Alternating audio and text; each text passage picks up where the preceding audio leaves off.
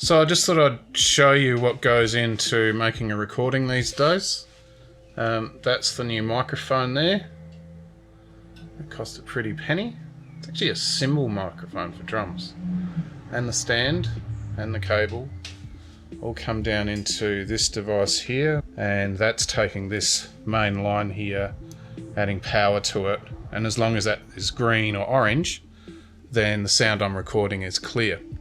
Right now it's the middle of the day, I've got birds chirping, dogs barking, everything else.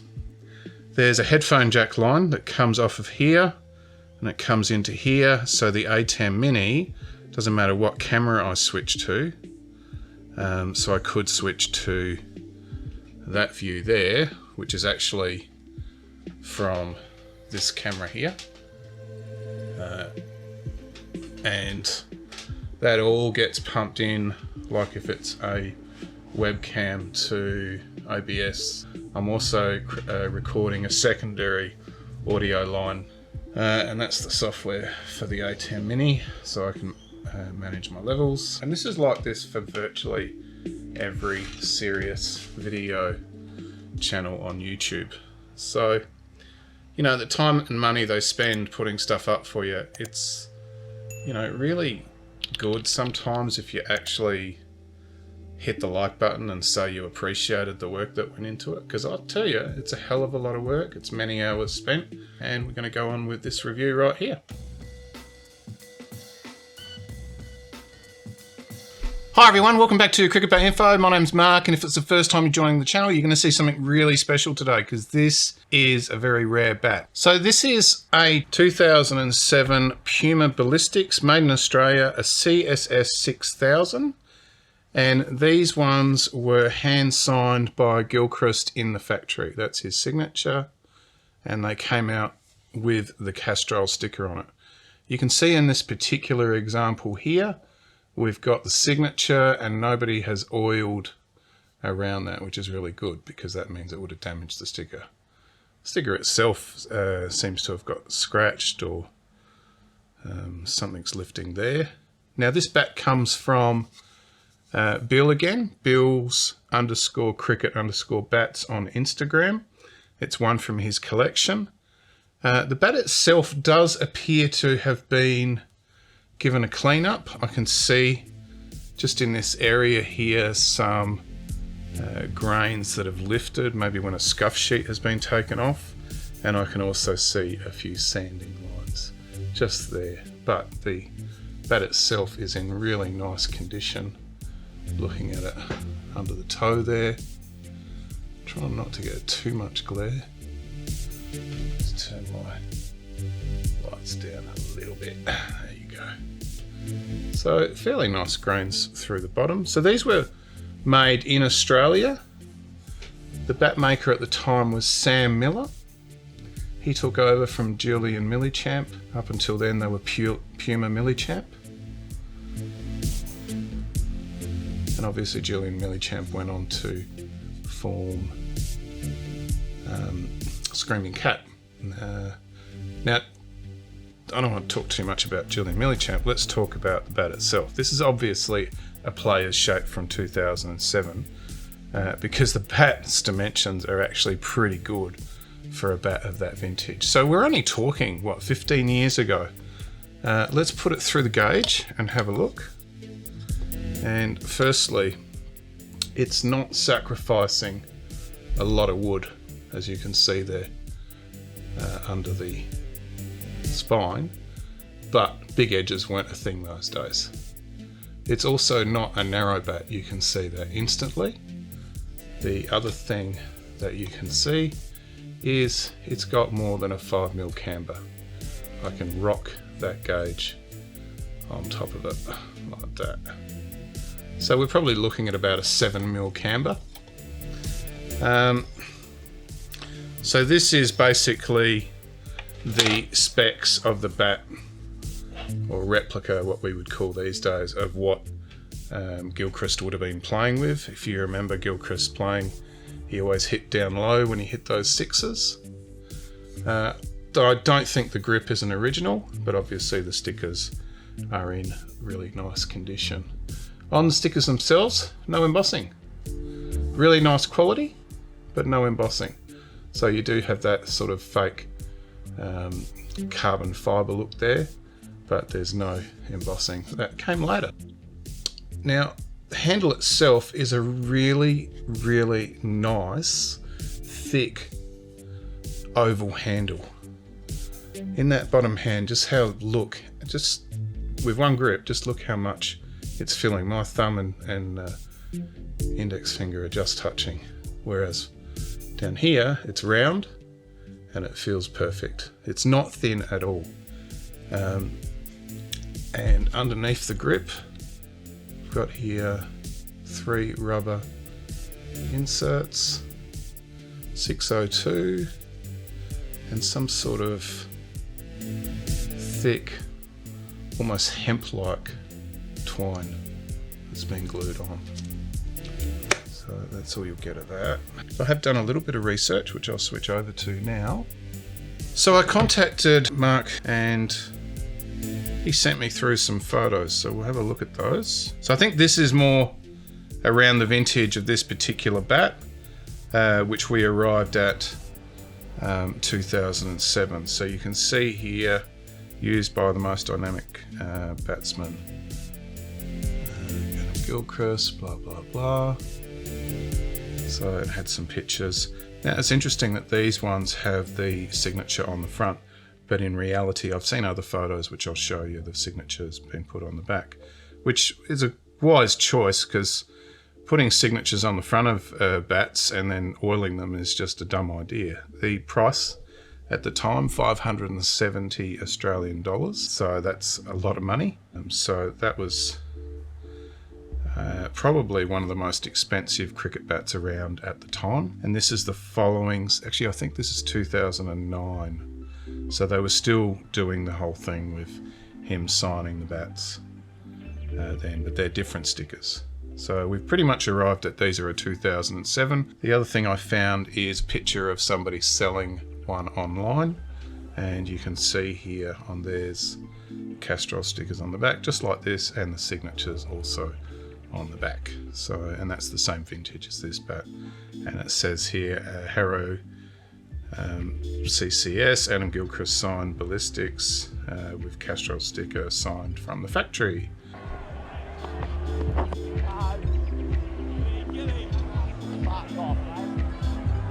Oh, hang on. That wasn't what I was meant to play. Sorry.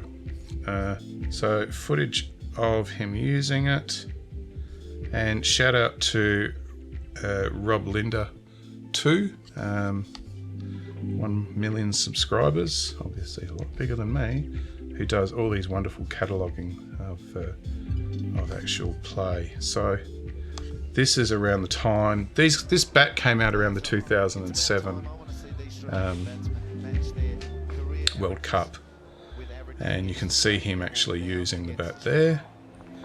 In this particular test match, which looks like it was down at Bellerive, he broke the record for the most sixes in test cricket and scored 100 of them. So obviously the bat had a lot of power. You can see him going whack and off goes the ball. Obviously those days it was filmed with different cameras to what we use now. And there's probably another 6 going there. So thank you very much, Rob Linder, for pointing that out. That's your name right there at the top. Okay, let's get out of that. Let's look at the dimensions. We'll start here at the shoulder. 13.6. Up here at the top of the splice. 42.5, and that's where I'm getting at just how thick that handle is. You have to carry a lot of wood down through the splice area to do that. So the edges here, I'm actually taking a little bit of where those edges have been heavily boned, 25.5, and down here at the toe, round toe, 18.3, center of the toe, which is a natural toe, 27.3 it said, but it says 27.2. We'll do the spine. Pretty much the spine peaks there. 64.8. So yeah, big one. And we'll also do the width. Because the bat's edge isn't that big, there's no point measuring from the back. But I did say to you that this wasn't a narrow bat. 108.1, so really nice dimensions. The grains themselves, this is very typical of bats around this time that I was buying. There wasn't these beautiful, stunning grains. It was just bats that you know, had 7 or 8 grains. I know there were bats that might have had 12, but I was happy to pick up something like this if the bat maker was saying that was the expensive one.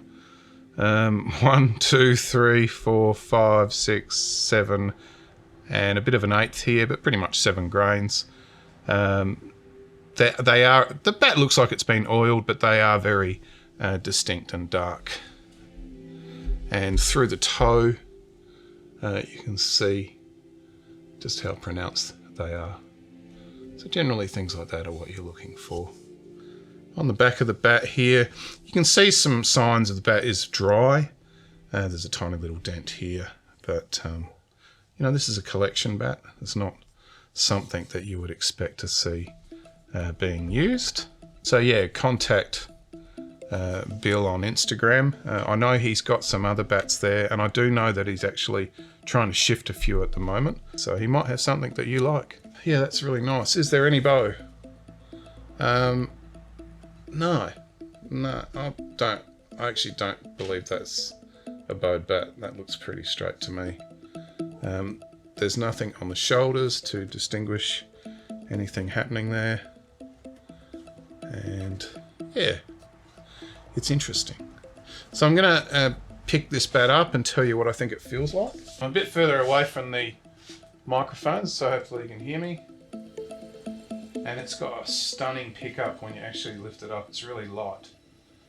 In the swing, it probably feels about 2.9. But yeah, it's got an incredibly balanced light pickup. And that's to do with all that weight in the handle there. So let's check the weight. And that's zeroed now.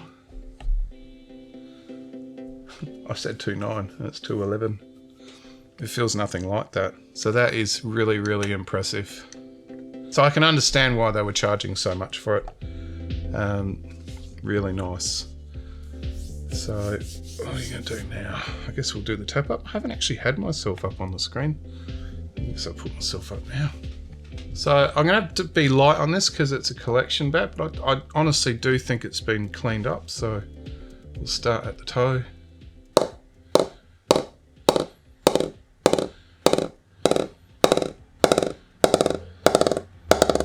So going in a mid position.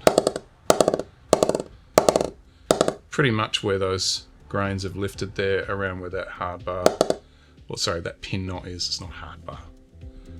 But yeah, around that area there. How's it? Yeah, a little bit.